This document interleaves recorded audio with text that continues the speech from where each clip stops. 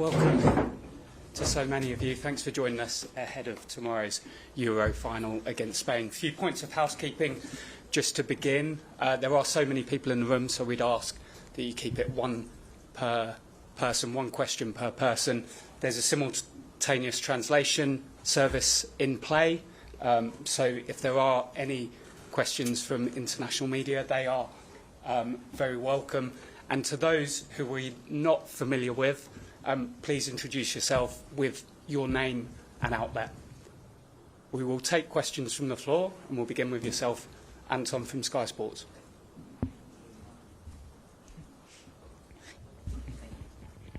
Hello, Ev. Nice to see you. Sarina, let's start with what we saw at training, and that was Lauren James. Did she get through the session? Is she available? And to you both, I suppose, what kind of impact can she make if she is available? Yeah, we had 23 players on the pitch today, and everyone came through. So if everyone recovers well, then we have 23 players available for tomorrow. What was your other question? Oh, impact. Yeah, I think we have many players that can impact, and we know that she can have an impact too. So that would be nice. Thank you. Take a question from the front row. Did you want me to answer that as well? Yeah, no, I just echo what Sarina says. I think we have a team of talented players. Lauren brings something slightly different, just like the others. So obviously having that available is best case scenario for us. Martine Sorus from NRK Norway. Ella Thun spoke yesterday about your speeches before the matches and the importance of what you say to the players before important games. What is your process when planning on what to say to the players, or do you just say something on the spot? No, I don't really. I think about what I want to say, but that comes quite early before the game starts. So, yeah, just how it feels and what I think I should say. Thank you. We'll take a question from Jane Dougal at BBC News, please. Thank you. Hi, both. Leah, to you first, please. There have been several close calls throughout the tournament, of course, where we've been terrified that England were going to go home. But there's a saying that the best teams peak at the right time. Has that been the plan all along? Yeah, it was all part of the plan. Just making fans got their money's worth. I think you grow in a tournament, and we're aware of that. I think the most important thing for us is, as the game goes on, taking advantage of the work that we've done at the start. And I think in every game, I know that we've left it late, but I think that's been the case. And every team is hard to beat, and every team poses a different threat and challenge. And we have to stay in it for as long as possible until we can take advantage of that. So hopefully you're saying will be true, and the best is yet to come. But yeah, definitely not the plan. We'd like to wrap the games up a little earlier and a little easier if we could have done. Same question. Yeah, well, the same answer. Of course, you want to do well. You don't want to make it a nerve-wracking game. But it also shows what the competition is and has been over this tournament. I think the women's game is. I say that all the time, improving so much, and it's so competitive. And every game is a hard game. And I'm just really glad that we made it through. And I hope we had done it a little bit earlier. But it's also, when you are in some scenarios or some situations, you hope you can turn it around with some subs, with a little shape change. But also the most important thing is that the players believe that we can win, and we can change the game, and that's what we've shown. Thank you. We'll go to Rob Harris at Sky News, please. Hi, good luck. Leah, what does it mean to you personally to have the chance to be able to lift a trophy again, and can you grasp just what this means for the nation? I think we're very connected to what it means to the nation, and in that sense, or as connected as we can be, being away from home. I think the opportunity of tomorrow and what's on offer is the best thing in football. We came to the tournament, we wanted to be here, we wanted to be in it till the end and have a chance to fight for that trophy, and you can't do that until you get into the final. So I think we we don't necessarily carry the weight of it and how much it means to people, but we're aware of it because it means the same to us. So you have a squad of excited players, focused players, and like I say, we recognise the opportunity and we'll do everything we can to take it. Thanks. Thank you. Thanks, Rob. We'll go to Tom Gary at The Guardian. Thank you. Good afternoon, Leah.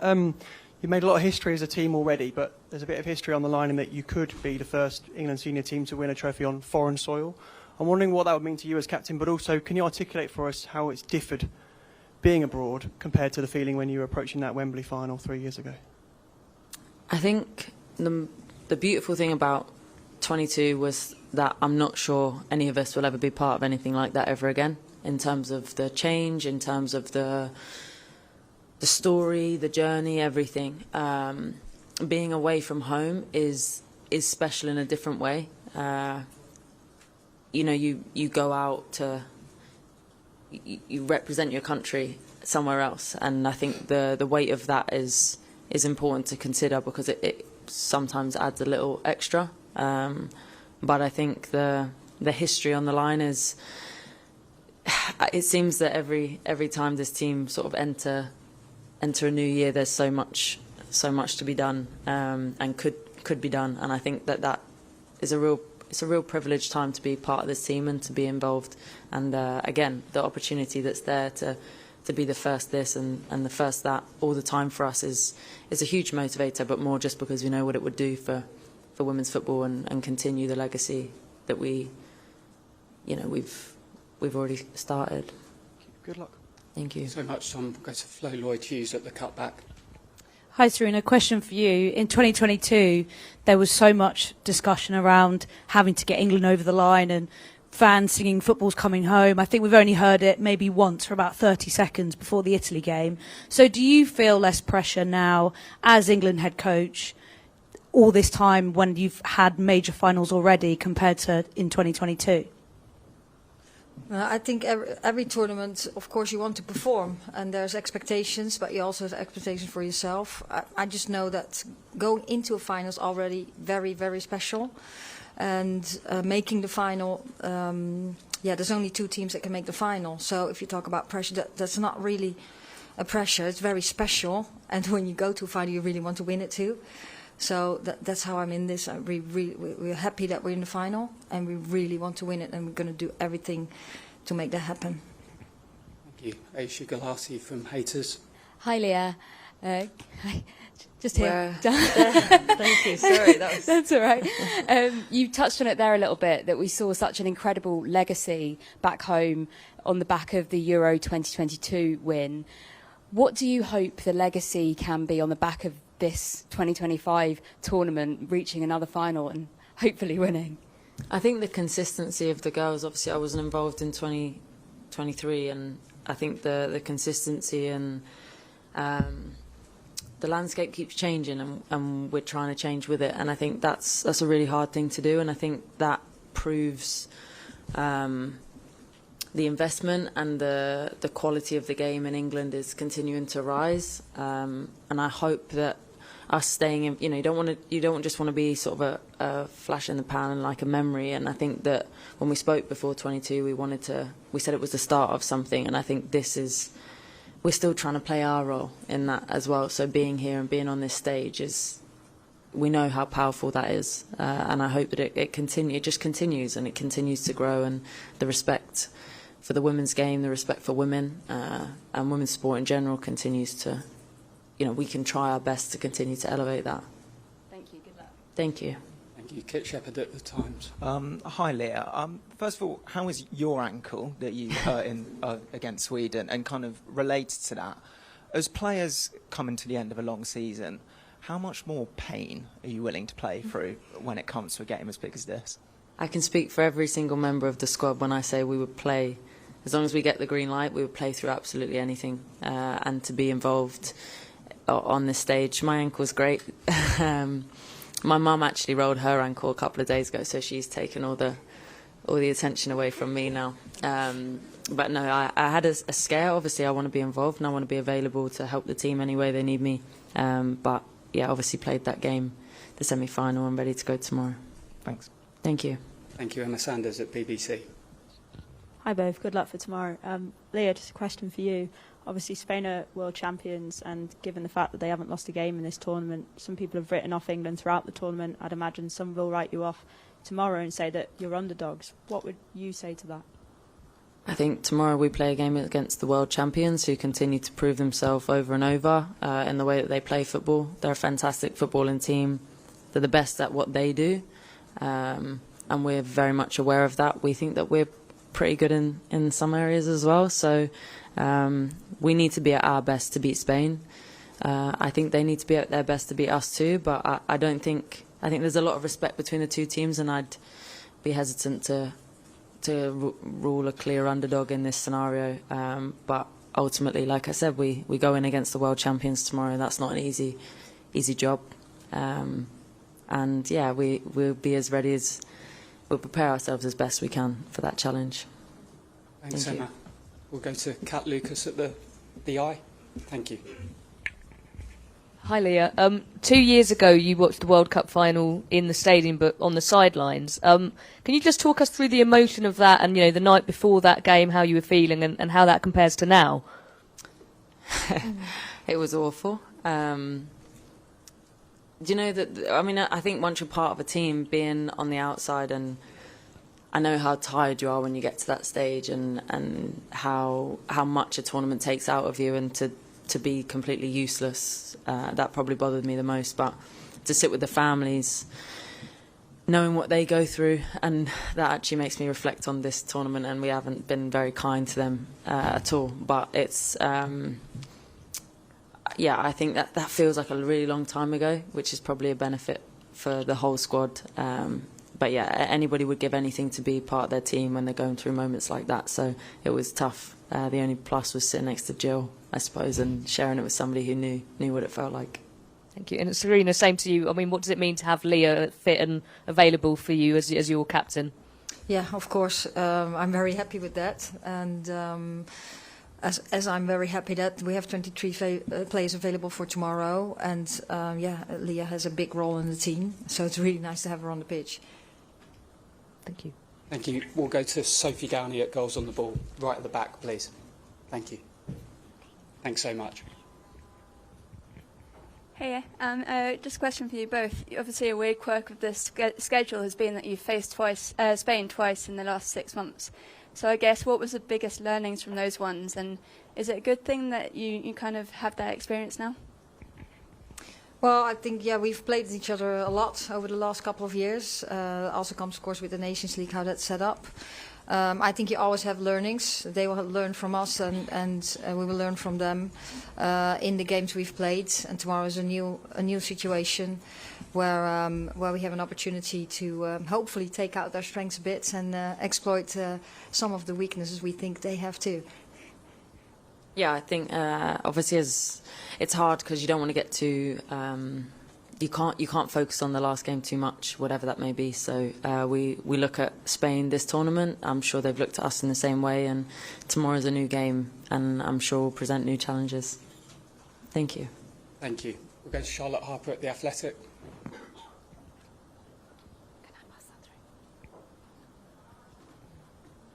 Thank you. Hi Sarina, hi Leah. Question for Leah. Leah, you said Kira Walsh keeps taking the mick out of you because every tournament you go to, you have a new hobby and you don't follow through with it. Yeah. So what's your hobby this tournament, or hobbies? And at Euro 2022, you refused to pack your suitcase until after the final. Have you packed at all during this tournament, or is there a moment where, like, sugar, everything's out on the floor and we're going home? No, it'll be the same fashion as the last one. They almost have to remove me from a tournament. No packing has happened. And I didn't know what you were going to say, because she takes the mick at me for everything, let alone having a new hobby. But I suppose this time I did bring like a portable keyboard, and I felt discouraged because I heard that some of the other girls in the team had been playing theirs, and I felt like I was too far behind, so I just sort of left it. Played it a couple of times, but there's so much socialising to be done, I don't have time for hobbies. So another hobby not quite followed through? No, but that will be picked up when I get back, and Charles, my piano teacher, in case he hears that as well. Thanks very much, all the best for tomorrow. Thank you. Thanks, Charlotte. We'll go to Susie Rack at The Guardian, please. Thank you. Hey both. Leah, obviously there's been a bit of talk about various records and things. You could potentially lift a second major tournament trophy as England captain, which would be a huge milestone, and also do a club and international double European trophy-wise within the space of 2 months. How much do you reflect on sort of these personal milestones and what it would mean to you? I think they're the things that maybe when you step away from football and later down the line, maybe you look back. But for now, I don't know. I don't play. Play a team sport. I think for all of us, all 23, you share it. You feel like you share those things, and somebody has to wear an armband. Somebody has to do the role. But we don't necessarily. I think we all just feel it together, and it's less about I won this and more we always. So, of course, there'll be lovely things to talk about later down the line, and if you want to look at success that way, I would probably say that success to me is happiness in your circumstance and your company, and I think that's more important than those things to me, anyway. Good luck. Thank you. Thanks, Susie. We'll go to Tash Dowie at TalkSport, please. Thanks. Best of luck to both of you tomorrow. Sarina, a bit of an odd one, but I want to get into your head because I think that there's been many a times this tournament where all of us probably in this room with minutes to go, having heart attacks, thinking that you're going home, and you just always seem so calm and cool on the sideline. And really in those moments, is a lot of your decision making instinctive? Is any of it pre-planned? Can you just kind of give us so that hopefully it doesn't go like that tomorrow, but when we are all having heart attacks, we exactly know what's going through your head? First, I'm having a heart attack too. I just don't show it. No, yes, well, we want to be best prepared, so that's in our style of play, but also we're trying to prepare on what can happen in the game and what do we need, and that's also how the squad is built. So on the 5th of June we had a squad announcement, and then we figured out, okay, what player we might need in certain circumstances if we want to change things. And that's what we talk about all the time, and that's how we prepare for a game. So we have spoken through all the scenarios, but then during the game, then it's a sense of what you think is necessary. And of course there's continuous contact with the technical staff on the bench, but also with the staff in the stands who inform us about everything. So what we want to do is when we want to change, we can make a decision very quick. So we can all relax tomorrow now, guys. Nice. I hope so. Thanks, Tash. We'll take a question from there. Florian Paco from Bleak in Switzerland. Tomorrow, Hannah Hampton will probably have a lot to do. How do you describe her tournament, and how important is she in the group? Yeah, well, I hope she will not be too busy tomorrow. But yes, of course, she is on a very good way on her journey. This is her first major tournament that she is a starting goalkeeper, and she's done really well, I think. And I hope she can show that tomorrow too. Thank you. We'll go to Good Morning Britain in the middle of the room. Thanks. Hiya, massive good luck from all of us for you tomorrow. There's been some outcry from a significant number of fans about a good luck message from the royal family that was posted ahead of the finals. It includes a picture of the entire squad, but it's missing Michelle Adjemang. I was curious to see if you both had any comment to the fans that might be upset about it. Yeah, I think that would never ever be intentional. I think the message from the royal family is that they really, really support us, and we really, really appreciate that. And they support every single player and staff member. So I hope that everyone really appreciate that. And yeah, so yeah, it's unfortunate. I think that she's not on that picture. Then is what you said, but there's all good intentions. Thank you. Catherine Batte from The Telegraph. Hi, question for Leah. A lot has been talking about this never say die attitude that England have shown to get here, and it reminded me of a quote you used in 2022 about nobody wins, afraid of losing. And I wondered kind of how important that's been in terms of not letting fear take over but staying calm in the biggest moments. I think that's the main thing. You can, if you're fearful of losing, then even if you win, do you enjoy that experience? Do you fully take it in? Do you give everything that you have, or are you expending energy in the wrong way? And I think this team is so task focused, and so I don't know, you know, like whatever's in our way, then we'll try and overcome that together. I don't think we're a team fearful of losing. I think anything can happen, and there's so much out of your control. We focus on being the best people we can to each other, performing the best that we can, and hopefully that gives you the result that you want. But definitely not fearful of losing, because it does. You expend energy in ways that you don't want to. Thanks, Catherine. Go to Tom Victor at the Daily Mirror. Thanks. Hi both. Leah, we heard from Ella Toon yesterday talking about the challenge of being off the pitch for the penalty shootout against Sweden and not being able to kind of contribute. Just wanted to, obviously you were off the pitch at that moment as well, and for the end of the Italy game, and I wanted to know how that compares to 23 when you were not playing as much of a part, and what it says about the other leaders in the squad in those moments. Yeah, same sort of feeling. Obviously, your role becomes slightly redundant, but there's still ways that you can affect the team. We have a big process for those moments, so even if you're off the pitch, you have a role to play. So it's maybe easier than being in the stands.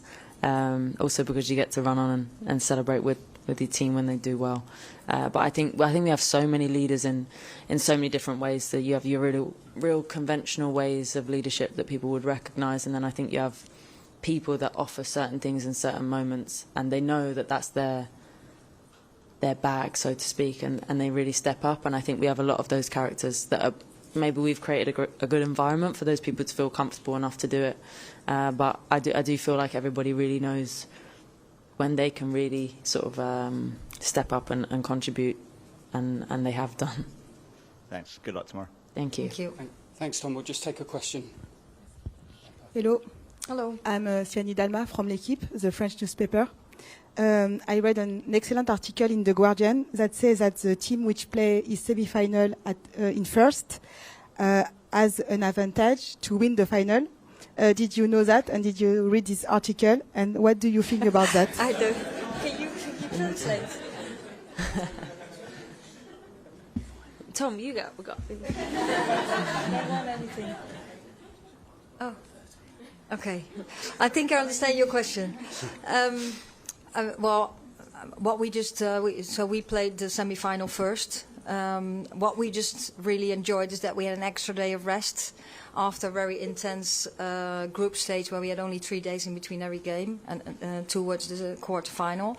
So we really, we really used that extra day off, and hopefully that will help us tomorrow. Okay. Thank you. We'll take a question in the middle row. Great.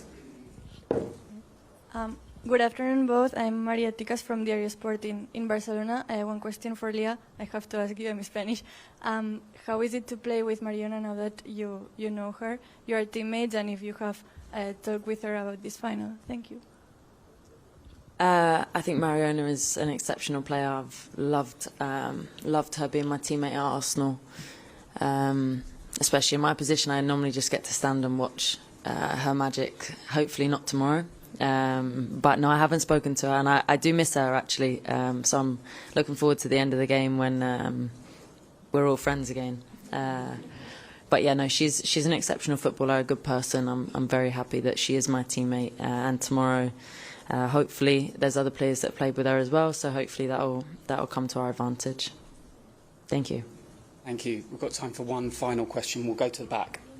I think Spanish media at the back. Thank you.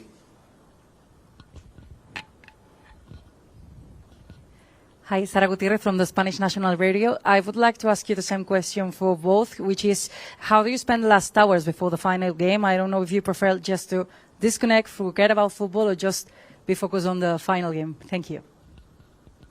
I basically do every match day the same. So I relax, don't do that much right before the game, just get prepared. And we are prepared because all the preparation has been done at that time. And I'm just waiting till the game starts. I'll be playing Monopoly Deal with the girls and having a nap, always. Anybody that has ever played with me knows that that has to happen. Great. Thank you so much for your time. Appreciate some people still wanted to ask some questions, but we've run out of time. So we'll see many of you tomorrow. Thank you. Thank you, guys. Thank you.